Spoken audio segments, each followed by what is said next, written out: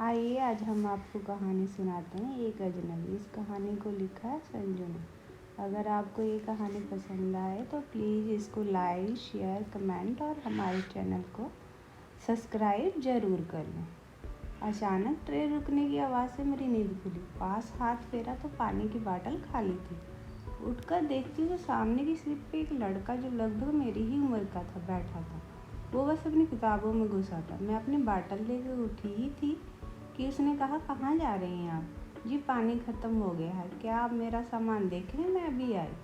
मैं पानी लेने ट्रेन से उतरी ही थी कि उसकी आवाज़ मेरे कानों तक पहुंची। ट्रेन बहुत कम समय के लिए ही रुकती है, यहाँ मत जाइए।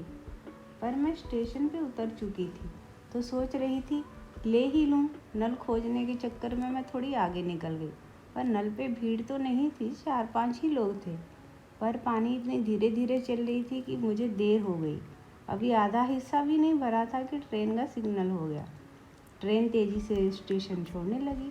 मैं घबरा के दौड़ी, पर सारी मेहनत बेकार हो गई। ट्रेन जा चुकी थी। अब मैं रोहासी सी होकर बैठ गई और मेरा सारा सामान, कपड़े भी खो चुके थे। ओ मैडम, उठेंगी भी या यहीं बैठकर रो रो के बोतल भरने का इरादा है? आप? हाँ मैं। आप तो ट्रेन में चढ़ी नहीं, इसलिए मैं सामान लिए उतर गया। आखिर कब तक आपका ये सामान देखता रहता? हाँ बताइए। ओह, आपने तो बहुत मदद की, वरना मेरे सामान पैसे सब ट्रेन में ही छूट जाते। पर आपको मेरी वजह से ट्रेन से उतरना पड़ा। आपको कहाँ जाना था? मुझे जहाँ किस्मत ले जाए। मैडम आप मेरी छोड़िए, ये बताइए आपको कहाँ जाना था? जी हमें गुड़गांव जाना है। गुड़गांव? बुरा मत मानिए, पर क्या मैं पूछ सकता हूँ कि वहाँ क्यों? अच्छा खैर जान लीजिए, मत बताइए। चलिए अब ट्रेन से उतर ही चुके हैं तो चलिए पता करते हैं अगली ट्रेन कब है वहाँ, वरना इस सर्दी में खड़े खड़े हमारी कुल्फ़ी जम जाएगी। स्टेशन मास्टर से पूछने से पता चला कि अगली ट्रेन सुबह 3 बजे है। अब तो मेरी जान सूख गई। इतनी देर अब मैं क्या करूं? वो लड़का मुझे घबराते हुए भाग गया और स्टेशन मास्टर को वेटिंग रूम का ताला खोलने को बोला। मैं वहीं वेटिंग रूम में बैठ गई। स्टेशन छोटी सी थी, बहुत कम ट्रेन रुकती थी वहाँ। ऊपर से अंधेरा होने वाला था, ठंड भी कहे कि हम ही हैं। अरे आप कहाँ चले गए थे मुझे यहाँ बिठा के? पहली बात आप मत बुलाइए, मेरा नाम मानव है। मानव कह सकती हैं आप मुझे। मानव? हाँ मानव, आदमी का बच्चा हो ना, इसलिए पंडित जी ने मेरा नाम मानव रख दिया। मैं उन्हें मंदिर के सीढ़ियों पर मिला था। क्या? आप कहाँ से हैं? मैं झांसी से। क्या झांसी के तो हम भी हैं, पर कभी देखी नहीं आपको। मैंने देखा है आपको। कहाँ? ट्रेन में। लीजिए चाय लीजिए, यहाँ एक छोटी सी टपरी है, गर्म चाय। देख कर लगा कि अंधेरे में ज्योति मिल गई। अब तो यही रात का सहारा है। मैं मुस्कुराने। अरे आप हंस क्यों रही हैं? क्या हुआ? जी कुछ नहीं, मेरा नाम ज्योति है। अरे वाह, हाँ हाँ। हम दोनों हंसने लगे। फिर एकाएक मेरे होंठों पे बर्फ़ की खामोशी जम गई। अरे क्या हुआ? आप तो एकदम चुप हो गई। आप मुझे बता सकती हैं ज्योति मैडम, अगर कोई परेशानी है तो? मानव जी कितने दिनों बाद आज हंसी मैं। मुझे तो जैसे डर लगता है हंसने से। मेरे पिताजी एक रिटायर्ड टीचर थे। बहुत दिनों तक बीमार रहने की वजह से उनका देहांत हो गया। माँ का तो मुझे कुछ याद भी नहीं। मैं बहुत छोटी थी तब जब वो गुजर गई, और पिताजी के जाने के बाद एकदम अकेली हो गई। फिर कई दिनों बाद मुझे पिताजी की कही हुई बात याद आ गई। मरने के पहले पिताजी ने मुझे बताया था कि गुड़गांव में उनके एक दोस्त रहते हैं, दयाशंकर, जिनके बेटे दीपक के साथ मेरा बचपन में ही रिश्ता तय हो गया था। दोनों दोस्तों ने बातों ही बातों में अपने बच्चों की शादी तय कर दी। पिताजी ने बताया था कि दयाशंकर अंकल ने ही मेरा नाम ज्योति रखा, दीपक की ज्योति। अब मरने से पहले पिताजी ने एक पता दिया और कहा कि अगर उन्हें कुछ हो जाए तो मैं उन लोगों के पास चली जाऊं। इस पूरे संसार में बस वही लोग हैं जो मुझे सहारा दे सकते हैं। पिताजी के मरने के बाद मैं बिल्कुल अकेली हो गई, इसलिए मैंने तय किया कि उन लोगों के पास चली जाऊं। इसलिए मैं गुड़गांव जा रही हूँ। ओह, तो इसलिए जा रही हैं गुड़गांव? ठीक है, मुझे भी तो दिल्ली ही जाना है नौकरी की तलाश में। पहले मैं आपको दीपक जी के पास पहुँचाऊँगा, उसके बाद नौकरी की खोज। ठीक है, चलिए आप आराम कीजिए, ट्रेन आने पे मैं आपको जगा दूँगा।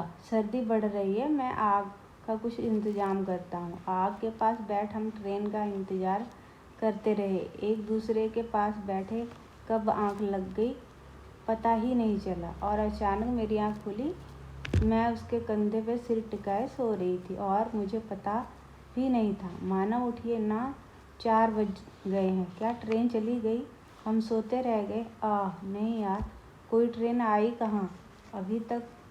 और मैं कब सोया? सो तो आप भी रही थी निश्चिंत कंधे पे। मैं शर्मा गई।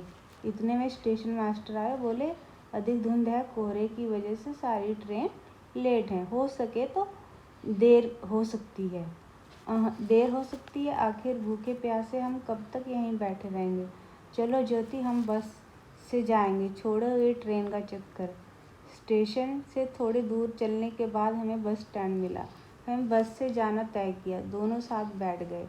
वो मेरे साथ ऐसे था जैसे वो मुझे कितना जानता है, कब से जानता है। मानव मेरे लिए बिल्कुल अनजान था, पर अनजाना तो वो पहली नज़र में भी नहीं लगा। तभी तो अपने सामान की जिम्मेदारी हमने उस पर छोड़ गई थी, पर अब वो मेरी जिम्मेदारी भी उठा रहा था। ऐसा नेक इंसान मैंने आज तक नहीं देखा। मैं उसके बारे में और जानना चाहती थी, पर इस बार वो थक के सो गया था मेरे कंधे पे। कितना मासूम सा लग रहा था वो सोते हुए। मैं उसे एकटक देख रही थी। कैसे भी करके हम दिल्ली पहुंच चुके थे, फिर एक टैक्सी से गुड़गांव। इस एड्रेस तक पहुंचने में हमें 2 दिन लग गए। जब पहुंचे तो वहां ताला लगा था। हम थक के चूर हो चुके थे। आसपास के लोगों से पूछा तो पता चला कि वो कहीं और रह रहे हैं। हमें उनका दूसरा पता मिला। इन सब के बीच मानो एक बार फिर मुझे नाराज़ या गुस्सा नहीं हुआ, बल्कि मैं परेशान थी। आखिरकार हमें उनका घर मिल गया। मानव ने 2 गज दूरी पर ही मेरा हाथ छोड़ दिया। जाइए, आपकी मंजिल आ गई। पर मेरा दिल जोरों से धड़क रहा था। मुझे नहीं पता था दरवाजे की उस पार मेरी ज़िंदगी कैसी होने वाली है। मैं एक बार मानव को गले लगाना चाहती, आखिरी अलविदा ही सही, पर वो मुझे जाने का इशारा कर दिया। मैं कांपते हाथों से दरवाजे की घंटी बजाई और एक नौकर ने दरवाज़ा खोला। जी, मैं झांसी से आई हूँ। बिंदसागर मेरे पिताजी का नाम है। क्या दीपक जी यहीं रहते हैं? हाँ, यहीं रहते हैं। पर आप कौन? मैं उनकी। आप बस उन्हें बुला देंगे, हम बात कर लेंगे। क्या हुआ मंटू, कौन है? एक करकती आवाज़ के साथ एक आदमी सीढ़ियों से उतर के आया। मेरी तरफ देख के उसने पूछा, आप कौन? जी दीपक जी। मैं हूँ ज्योति। ज्योति कौन? जी, मैं बिंदसागर की लड़की। मेरे पिताजी आपके पिताजी की दोस्त थी। बचपन में ही उन्होंने हमारी शादी तय कर दी थी। अब उनकी मैं शादी? बचपन में शादी हुई थी हमारी? क्या कहा तुमने? वो मेरी बात बीच में ही काटते हुए मजाक से हंस के बोला, क्या तुम पागल हो जो? दिमाग का इलाज करवाओ। नहीं, शादी हुई नहीं थी, सिर्फ बात तय हुई थी आपके और मेरे पिताजी के बीच। मेरे पिताजी ने मरने से पहले मुझे कहा था कि मुझे कुछ हो जाए तो आपके पास चली जाओ। ओ लड़की, मैं बहुत अच्छे तरीके से जानता हूँ तुझ जैसी छोटे शहरों की लड़कियों को। अपनी कहानी और अपना बोडिया लेकर फूटो यहाँ से। मैं किसी बिंदसागर वगार को नहीं जानता। और रही बात मेरे पिताजी की, वो उनकी मौत हुए भी 3 साल हो गए। उन्होंने मुझे कुछ नहीं बताया कभी तुम लोग के बारे में। और तुम क्या सोच रही हो? यहाँ चली आई हो तो कुछ भी बकेगी और मैं सुनूंगा? मैंने अपनी गर्लफ्रेंड चुन रखा है और मुझसे कहीं ज़्यादा अच्छी दिखती है। पर दीपक जी, मेरा कोई नहीं। कहाँ जाऊँगी? ज्योति गिड़गिड़ाते हुए बोली। ये मंटू बाहर कर इसे। वो बस रोब में बोलकर चला गया। मंटू उसे सामान के साथ धकेल ही रहा था कि मानव उसे गिरते हुए पकड़ लिया। मैं इन सालों की कमीना धक्का दिया इसने तुम्हें अभी मजा चल। नहीं मानव जी, नहीं, चलिए यहाँ से। यहाँ मेरा कोई नहीं। मैं गलत पते पे आ गई, गलत सोच लेकर। मेरा अब कोई नहीं दुनिया में। नहीं ज्योति जी, ऐसा नहीं। जब हमें लगता कि दुनिया में हम सबसे अकेले हैं, तभी कोई होता है जो छुपकर हमारी मदद कर रहा होता है। वही, और उसे ऊपर वाला कहते हैं। जैसे आपके पिताजी ने दान के पैसे कभी दान पेटी में नहीं डाले थे, बल्कि वो पुजारी को देकर आते थे उस सीढ़ी पे मिले बच्चे की पढ़ाई के लिए। उसी की फीस दीजिएगा। पाला तो मुझे पुजारी ने था, पर जीवन देने लायक आपके पिताजी ने बना था। मैं उन्हें नहीं जानता था, फिर भी एक अजीब रिश्ता था हमारा। आज हमारे मंदिर के बाहर बहुत बहुत बड़ा फूलों और मिठाई का दुकान है। मेरा गुजर बसर उसी से होता है। मैं बहुत अच्छे से जानता हूँ हमारे पिताजी को, यहाँ तक कि उन्हें घाट पे भी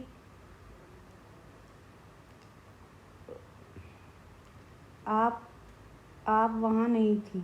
आप मुझे नहीं जानती कि मैं आपको अच्छे से जानता हूँ कि नहीं। वो बचपन में ही कहीं कभी हमारे को लेकर मंदिर आया करते हैं।